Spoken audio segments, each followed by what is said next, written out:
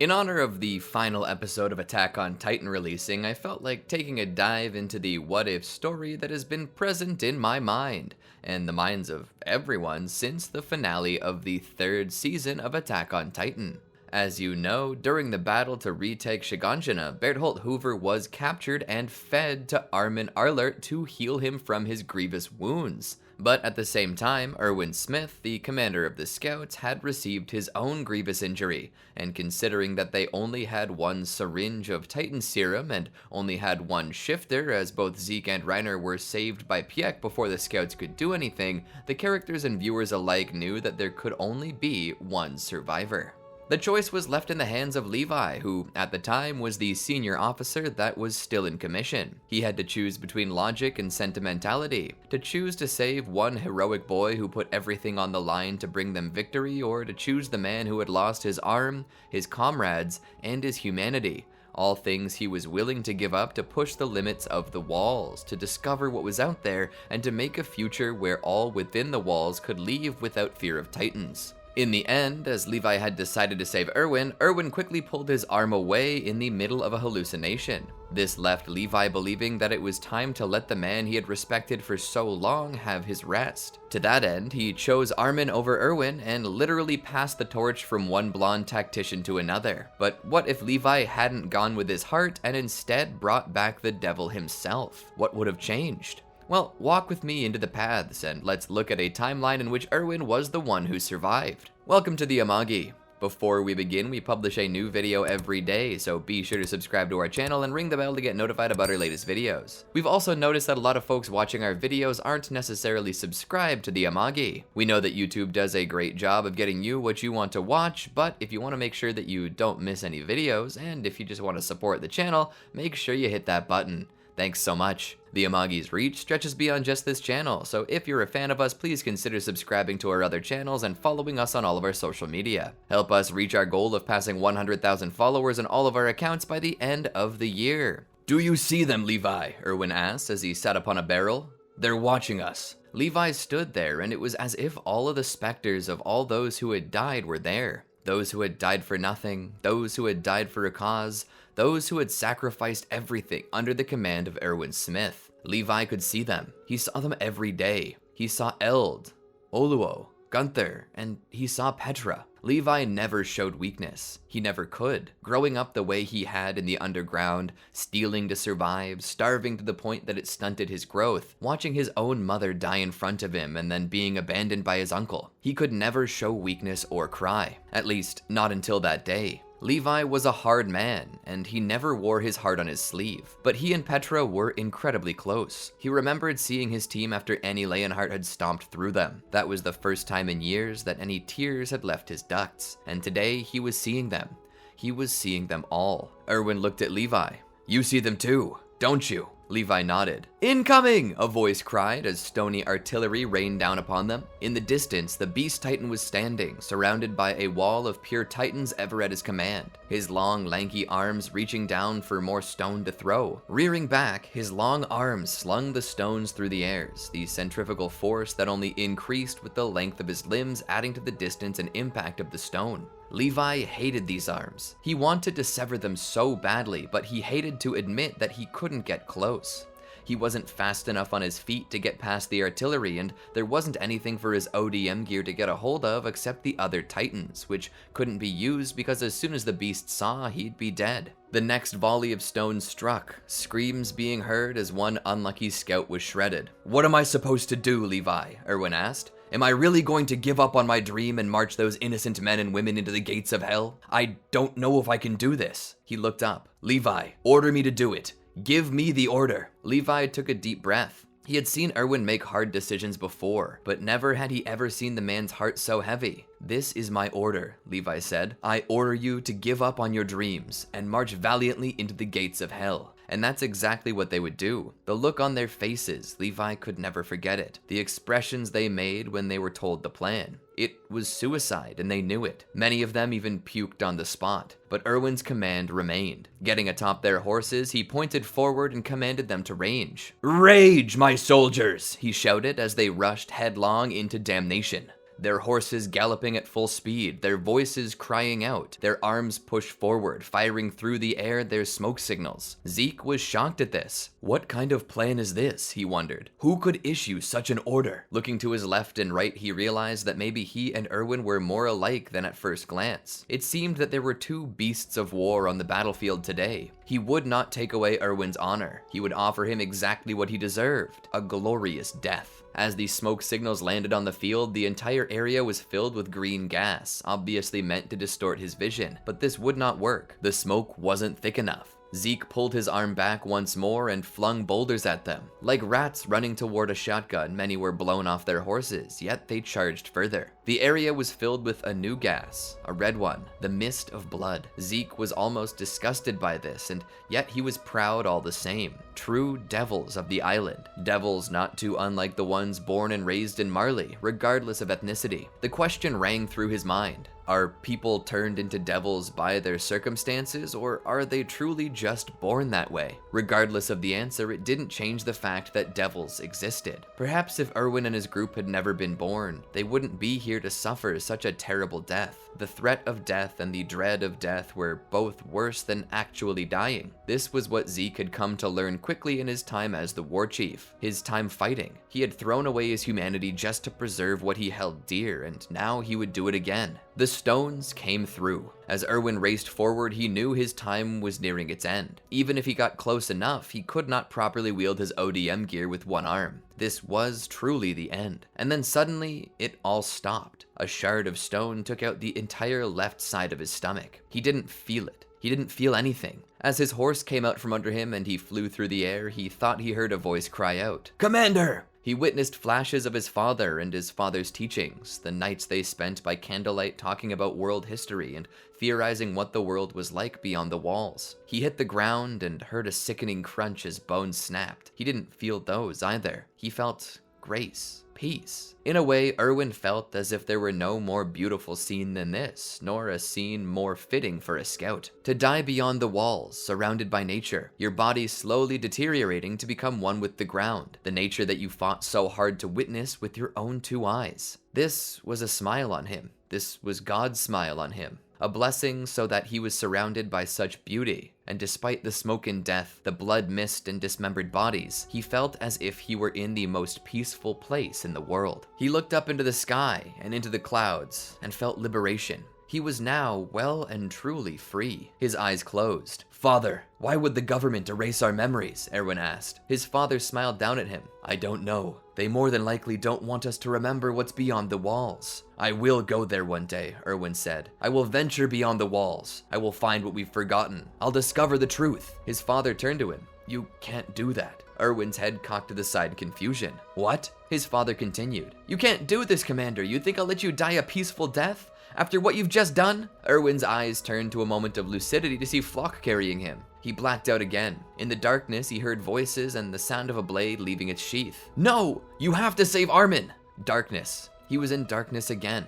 A moment passed. He saw a light floating in the center of the darkness. He stepped forward toward it and thought he witnessed a little girl standing nearby. "Wait! Who are you?" He reached out and touched the light and felt as if he were struck by a bolt of lightning. With a roar, he stood up. "Agony," his mind thought to itself. "My body! It's all wrong! This is wrong! Let me die! Let me die!" He looked down and saw Bertholdt, like an ant before him. "Oh, please, please, relief! Relief! It's so hot!" He reached down and lifted Bertholdt up. The former cadet cried out, begging for mercy. "Please, it's me, Bertholdt! Save me!" Erwin would have felt some form of sympathy for his former comrade if he weren't in every form of agony. Mind-numbing pain, physical, mental. His mind was falling apart, tearing away at the seams. Nothing mattered right now. He either needed to die or needed to be healed. He could not stay in between the two like this any longer. He put Bertholdt into his mouth, and with a crunch, he swallowed. Euphoria. This was the best thing he'd ever tasted. The taste was more than just a feeling on his tongue, it was reverberating through his body. Shackles being removed, though a rope still tethered itself around his waist. And at that moment, he was pulled back. He felt scouts pulling him up. Steam rose to the heavens. Once more, Erwin saw the sky, but there were no birds there anymore. There was no freedom. He was in another cage. He sat forward, held by Levi. What have you done?" he asked. "What I had to do." Flock stood there. I hate you. You're a devil, but you're a devil we need. It was too easy for Erwin to die. He needed to feel the pain of his decisions. He needed to feel the pain of the eyes on his back staring daggers into him. To die with what he had done was too easy. To live with it was where true punishment was. Erwin was given time to rest, and during that time he believed he witnessed Bertholdt crying. The Colossal Titan crying. It hurts so bad. What is this? Erwin asked. Suddenly, he was approached from the side by the one he had hoped would one day replace him, Armin Arlert. This is the cost of everything. Erwin looked to Armin silently as the boy looked back at him. This is the cost of seeing the sea. This is the cost of discovering what's out there. Can you pay it? Erwin opened his eyes. A Pandora's box, he whispered as he lay there on top of the wall. Levi walked over. What are you saying? Erwin shook his head and started to stand. Levi put out a hand on Erwin's shoulder. You need to rest. Erwin grabbed that arm with his right, only to suddenly realize that he had a right arm. He blinked twice and pushed it from his mind. There's no time. We've come this far to discover what's at the bottom of that basement, and I'm not waiting anymore. The group made their way to the bottom of the basement. Eren and Mikasa were silent and wouldn't make eye contact with anyone. Entering the basement, they began to go through the study until they found it. A journal that smelled slightly of dust and mildew. Within was a drawing so accurate that one might think it were somehow pulled straight from the eye of its viewer. And within was what they wanted to learn, and it was more than they could have ever asked for. Eren and Mikasa were detained for insubordination and attacking a superior officer. Neither of them spoke. They hardly ate. They just thought back on everything. Armin was always too kind to fight back. He was the kind to just stand there and take the brunt of the bully's beatings. He would just take whatever was dished out at him without complaint. And now he had done it again, and it had cost him his life. Armin had wanted so badly to see the sea, and now he couldn't. His dreams were taken from him. Suddenly, Erwin appeared by the brig, Levi flanking him. Erwin motioned to the door. Let them out. It's not like we could keep them in here even if we wanted to. I doubt that the public will take kindly to their heroes being detained. The guard began to open the door. Eren just looked at Erwin with the coldest stare. Erwin witnessed this and felt the same feeling he had always felt. This stare wasn't anything new. He had felt it while delivering the news of a scout's death to their family. For what it's worth, I'm sorry about the circumstances you found yourself in. Eren didn't blink or change his expression. He simply spoke. I am too. He stepped out of the brig. He had visibly lost weight. The same was true of Mikasa. Erwin simply went his way. He opted to allow them time to grieve. Erwin would as well if he had any time to himself. His arm was a dead giveaway to near all as to what had happened. Erwin, the commander of the scout regiment, had just taken control of the strongest titan of them all, outside of the founder itself. And Commander-in-Chief Dallas Zachary would want a live demonstration. And that's exactly what would happen.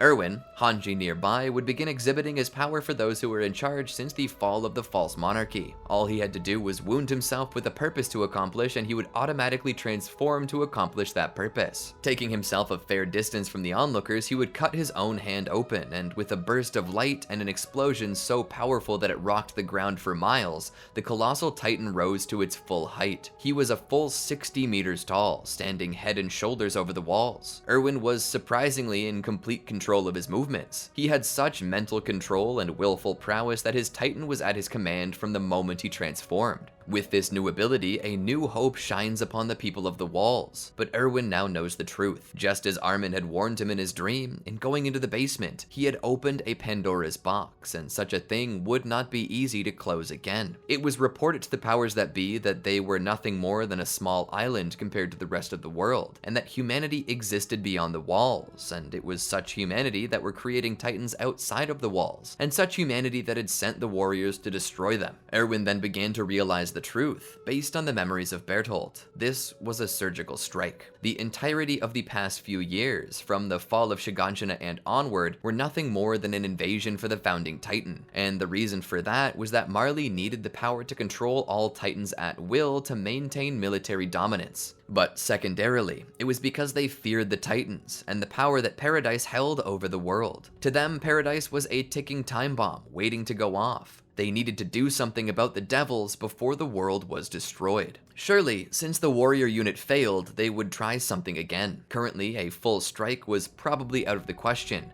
as the Titans keeping the Eldians inside the wall were also keeping Marley and its forces out. But even still, such a defense couldn't last forever, as anti-Titan weapons were under development. So the best thing that they could do was quickly gain control of the island, and that's what they did. They eradicated as many Titans as possible and freed the island from their grip before making their way to the sea. Erwin sat upon his horse as they crossed the dunes and found the never-ending blue. Coming down from his horse, he watched the ecstatic souls play on the beach. Erwin let off a smile and looked to Levi. "What about you, Levi? Will you also take off your boots and enjoy the sand?" Levi scoffed. "I don't care for the sand. It irks me." Erwin let off a laugh. "I don't think I will either." His eye then caught Eren as he also stood in the water. Everyone else was having the time of their lives, but Eren merely pointed his finger out toward the ocean. "If we kill everyone over there, will we finally be free?" Erwin and the others finally found the old forgotten wharf. There they camped out until a Marleyan vessel would pass by, scoping it out. Eren, who had been underwater, rose from the sea to capture the ship, bringing it to land. Erwin boarded the vessel where he found the captain. He offered to parley with him, but the captain was adamant that he would never cooperate with a filthy Eldian. That was when a bullet from a Mauser C-96, a beautiful weapon by the way, passed through his skull. Erwin watched as the man fell as the one behind smiled. "Greetings, Commander Smith. I am Yelena, and Zeke Yeager sends his regards." It came to be understood by Erwin that Yelena was part of a faction who stood against Marley, and that Eldians possessed many allies beyond the walls. Connections and development, weapons, training, vehicles. With the help of these anti-Marleyans and their political connections with the likes of the Azumabito clan of Hizuru, they dragged Paradise into the current century, but they could hardly be trusted as they were attempting to manipulate Eren, or so Erwin believed. Erwin was also on the vessel to Marley, where he witnessed this new world alongside the other scouts. He also witnessed the hatred and threats issued about oncoming conflicts. Eren was obviously distraught. He was getting ready to go off. Erwin could see it in his eyes. Eren had once been full of vitality and vigor, but he was now quiet and expressionless. He was never the same since Shiganshina. Was that because of the loss of Armin? Who knew? But the ride back to Paradise, Erwin would eventually come to Eren during the night. He would put 2 glasses down on the table, as well as a bottle of alcohol he had purchased in Marley. He poured 2 glasses and pushed one toward Eren and then took one for himself. Erwin took one slow sip and let the liquid play on his tongue before swallowing it. He swirled the brown fluid in his glass and looked at it. A unique flavor, unlike anything on Paradise. Eren didn't drink. He remained silent. Erwin took another sip. "I assume all of this is about Armin. You've not been the same since Shiganshina. You've been seething." Eren just looked coldly into Erwin's eyes. Erwin looked around and shrugged. "Is this a conversation or a staring contest? Tell me what's on your mind. I need to know." Eren remained quiet. Erwin sighed and stood. He turned to leave. "I'm sure you saw what happened in Marley, at that meeting in their Congress. Paradise has enemies, and right now you're our best chance at stopping that. But if you won't cooperate with me, then you're a liability. I might have to propose having someone else inherit the founding Titan." Eren sighed heavily as he averted his gaze. "It has nothing to do with you or Armin. It's the world outside of the walls. They hate us. They're going to kill us if we don't do anything." Erwin looked back. "That's why we have you. Everything will be fine. They won't attack us." "You're wrong," Eren said. Erwin's brow furrowed as he turned his whole body toward Eren. "How do you know?" Eren was silent for a moment. "When I kissed Astoria's hand, I saw the future. Paradise in ruins. If we don't do anything, they will destroy us." Erwin sat back down. "Why didn't you say anything?" Eren sat there. "I did not want anyone to hurt Astoria. The only way to make the Founder's power work is if I come in contact with a Titan of royal blood. That means her. We would have forced her to take a Titan, and that would have cut her lifespan short to a mere 13 years. A necessary sacrifice," Erwin spoke. "You only had 13 years, and the same is true of me. There's a cost to things, Eren." Eren sat there. "I know for a fact, because I saw only one path forward." Erwin raised a brow. "What is it?" Eren looked into his eyes. The rumbling.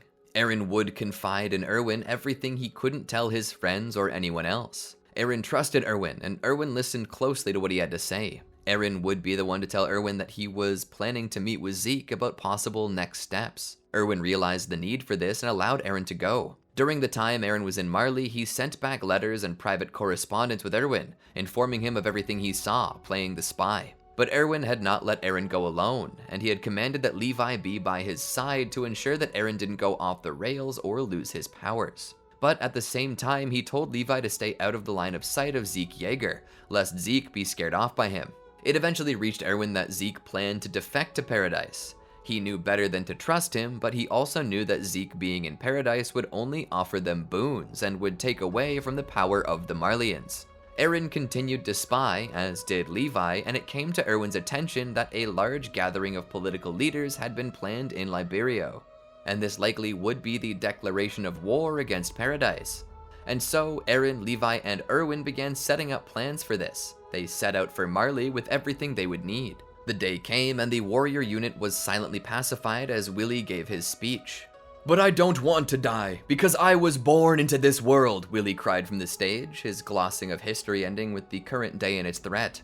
"I ask for aid from those of you who want to live. Please, join me in living for the future." The crowd roared his favor. "With our power, we can overcome the hardship we face. Please, give me your strength, and join me in this fight against the devils of Paradise Island. I, Willie Tiber, declare on behalf of the Marleyan government that our war with the forces of Paradise Island begins now." The crowd roared and clapped, chanting his name. All the same, from the crowd a man stood, his overcoat on his arm, his fedora upon his head. He stepped out into the lane. As the crowd spoke, Willie Tiber's eyes were full of fear as he saw this man. Slowly, the man walked closer to the stage. Those nearby stopped clapping as they saw this occur. Stopping in front of the stage, the man removed his hat to show his blonde hair. It was Erwin Smith. "I applaud you on your convictions, Lord Tiber," Erwin said as the crowd began to die down. "Truly, a heartwarming sentiment, but you forgot that we were also born into this world. We want to live. Everyone in Shiganshina district wanted to live, but you sent your warriors and tore down the walls. Our people were devoured by titans, and so you stand here and demand that the world gather against us and destroy us, when we only just recently learned that you even existed. If you had stayed where you were and left us alone, we wouldn't have even thought about you." At about this time, various guards were surrounding Erwin Smith. "I don't believe I've been clear enough," Erwin said. He raised his right hand. "Because of your attack, I lost this arm. It was a permanent reminder of everything Paradise had lost due to the fall of the walls." He displayed the palm of his hand that had a diagonal cut across it, blood dripping from the wound. "I am Erwin Smith, the 13th commander of the Scout Regiment and the current holder of the Colossal Titan. The very Titan you used to initiate your attack on my nation." The crowd began to panic, as did the guards. Willie began to plead with Erwin not to do anything rash. "There's no need for you to transform." Erwin cocked his head. "Is that so? Didn't you just declare war on us? Did you not just gather the world to destroy us? We're at war, are we not? Did you think we wouldn't fight back?" he asked. Willie looked around and pointed at a building. "See there. There are women and children here, unarmed civilians, other Eldians. Would you so callously destroy such a place?" Erwin looked around. There were women and children in Shiganshina and Trust. Eldians were there too. Are you truly trying to rely upon my humanity? Am I not the Eldian devil of Paradise? I have no conscience, do I? So what are you hoping to gain by trying to guilt me?" At this point, Willie was quiet, sweat pouring down his face. The people nearby were panicking. Erwin turned to look at them and spoke. "Be quiet. I am the one talking now." The Marleyan guards cocked their weapons and left them trained on Erwin. "Do not think you have any true power in this situation," he said to the guards as he looked to the roof of each building, Eldian snipers setting up. "You so easily declare a world war, Lord Tiber. You merely had to speak with us and hear us out, but you had to declare war. And now you have to see the consequences." There was a golden spark about his body. Wait, Willie cried as he hit his knees. "Please, don't." Erwin stood there. He looked around. Willie was on his hands and knees. Erwin then spoke. "Tell them what really happened those years ago, Lord Tiber. Explain to them exactly why we're in this crisis now. This hair trigger the entire world is scared of. Tell them what you did, and what you're asking them to clean up for you." Willie sat there. We attacked Paradise. First." "Louder," Erwin demanded. Willie sat up and faced everyone. 9 years ago, Marleyan military leadership, under my guidance, launched a secret raid on Paradise Island and breached the first wall. Maria, Erwin reminded him. Willie nodded. "Indeed, it was Wall Maria." Erwin then continued. "On that day, you sealed the fate of over 1/3 of our population, each to die a horrifying death being devoured by titans." Willie nodded. "We were attempting to get the founding titan to protect the world." Erwin shook his head. No. Do not forget that I inherited Bertholdt's memories, Lord Tiber." Willie shook his head, pleading with him. "Tell them why, or I will." Willie looked down and away. "It was to restore military power to Marley. The Titans are our primary source of military power, and with the rise of anti-Titan weaponry, we were losing our advantage. We needed a rumbling, Erwin shouted. Marley attacked Paradise to take the founding Titan primarily for the purpose of using the rumbling against you. The crowd was silent. Erwin spoke. I don't feign to believe that you could ever trust or care for Eldians like us, and I do not entirely care. But Willie Tiber and the Marleyan military are responsible for this mess you're in, because they craved the power we now hold. Yes, we possess the founding Titan, and the means for a strike that could obliterate every man, woman, and child in the world if we so decided. As he said this, a blanket of dread fell over the crowd. But, he stopped, if we're given the peace we desire, we will not utilize the rumbling. Nobody needs to die. There doesn't need to be a war. So long as the founding Titan exists, no matter whose hands it's in, the threat of a rumbling is there. Be it in the hands of Paradise, or even in the hands of the Marleyan snakes who are attempting to manipulate you into doing their dirty work. I tell you now to think about what I'm doing. As the official ambassador to Paradise, I could have right here, right now, transformed into a Titan and killed you all with the force of the blast. We so easily could have launched a rumbling, and could at any moment if we so decided. But we did not. Do you know why? The crowd was silent. Erwin continued. Because we, contrary to popular belief, do not wish to kill anyone. All we wish is what King Karl Fritz wished for, and that is peace. And so I say to you, stay away from us, and we'll stay away from you. Erwin placed his hat back upon his head and began to leave. And so there was no true attack in Liberio that day, but it might as well have been. Marley's standing in the eyes of the world had been corroded, and the unity Willie Tiber had hoped to build was slowly torn down. Zeke would be brought back with them to Eldia, where he and Eren would be separated. But along with him, Zeke brought a peace offering of fine Marleyan wine. Zeke and Eren were kept far apart, with Levi and an elite squad covering Zeke the entire time. Eren would meet with Erwin and tell him that this is not what they needed, and that the world is still a danger to them. Erwin insists that this is enough. So long as they have the Founding Titan and the Beast Titan, Paradise will know peace. But this didn't sit well with Eren, nor the Jaegerists. But as you know, this wouldn't stop Marley from attempting their final assault. After all, Marley alone were the ones who attacked Paradise during the final battle before the rumbling in the final season. Zeke manages to escape due to the wine he brought, which contained his spinal fluid, as well as sheer luck that saw Levi maimed. The Jaegerists managed to take over the island with the threat of Zeke's roar, to which even Erwin could not contend. He would not have been affected by the roar, but everyone else would have. He cursed himself for not seeing this coming sooner. Erwin was now in control, and he mentioned his intentions of beginning the rumbling. But at this time, Marleyan airships began to fly over, dropping in soldiers and warriors alike, with the Warhammer also being here. Eren is told by Yelena that he should flee, but he knows that Zeke is on his way, so he turns into the Attack Titan and begins to make his way towards Zeke. In his Beast Titan, Zeke appears on the wall of Shiganshina. He tries to lay ground cover for Eren, but is sniped by the Cart Titan and falls to the ground, but remains alive. In an effort to cause confusion, Zeke roars and turns all those who drank his wine into pure Titans. This, however, takes their only chip away from them, as Erwin and the scouts now no longer have a reason to hold back. Erwin commands the scouts to begin attacking. He states that the biggest threat for them currently is the Cart Titan and the Warhammer Titan, both of which are on the wall sniping from a distance. The scouts then fly off with their ODM gear to take out these threats. All the while, Eren manages to break free and runs for Zeke. However, as they grow closer, right before they can touch, a massive light covers the whole of Shiganshina as a powerful burst of wind blows Eren off his feet and away from Zeke. The Colossal Titan has appeared and begins to come toward Eren and Zeke. Eren wishes to run out and touch Zeke, but the armored Titan assails him in a rage at the death of Porco Galliard by Eren's hands. Eren is forced to assume his Attack Titan form and face off against Reiner once again, where it's a far closer match than it had been previously. Reiner manages to wound Eren's Attack Titan, but Eren does eventually gain purchase. However, before he can kill Reiner, Erwin grips Eren and lifts him up, capturing Zeke as well. He holds Eren in his hand and goes to put him in his mouth. Eren can't fight back against this. The only option Eren currently has would be to use Titan Hardening to put himself into a cocoon, not too unlike Annie. But he realizes that if he does this, Paradise loses its only deterrent. Eren knows he can't choose this, and Erwin knows this too. Eren has no other options, as he feels it would be better to be eaten than to leave Paradise unprotected. Erwin places Eren in his mouth. Eren thinks about how far he came and what it was he was planning to do, and laments that he can no longer protect his friends. He laments that he can no longer be with Mikasa, but in his final moments, he smiles as he sees Armin there, ready to take his hand. Erwin destroys Eren and as such inherits the power of the Attack Titan and the Founding Titan. With Zeke still in his hands, Erwin lets out his own roar, completely nullifying the powers of the Marleyan Titans, and further utilizes Zeke's pure Titans and directs them to end the battle.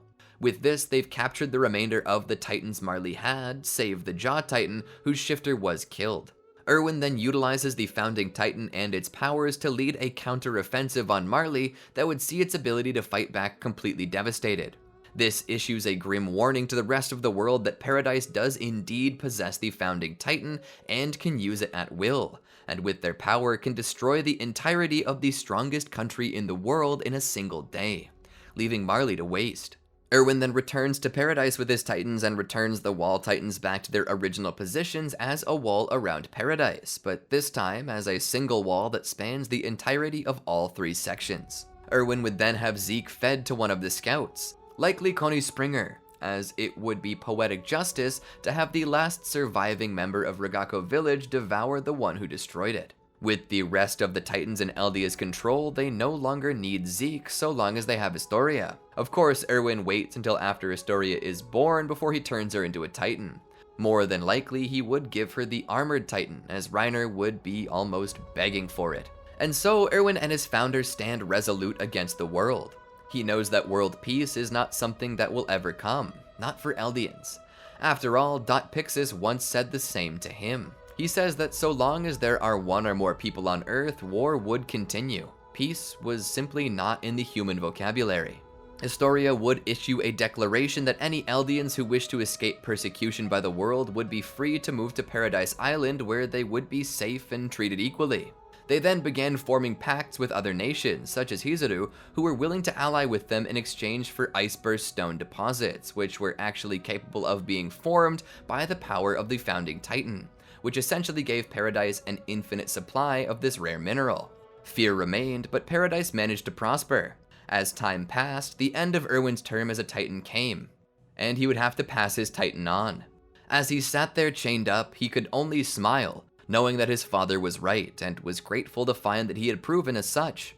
And with the Founder now in perfect use, Paradise would be protected, just as Karl Fritz had intended. Erwin Smith died with a smile on his face. Throughout the years, Paradise continues to find itself protected by the power of the Founding Titan. Eventually, technology catches up with the rest of the world and the threat of the Titans slowly becomes a thing of the past. But instead of the world destroying the Eldians as was feared, the world spins on. They no longer fear the Titans and therefore have no more reason to destroy Eldia. This is due in short part to the creation of nuclear weapons, which ensures that every world superpower possesses the ability to end the world in a radioactive fire. Paradise does not possess any nuclear weapons at the time of their creation, but Hizuru does, and by this time they're such close allies that they're willing to stick up for Paradise. And as the age of atomic fear dawns on the world, the fear of Titans slowly diminishes. The world evolves and eventually fear of Eldians dies out. This results in world peace.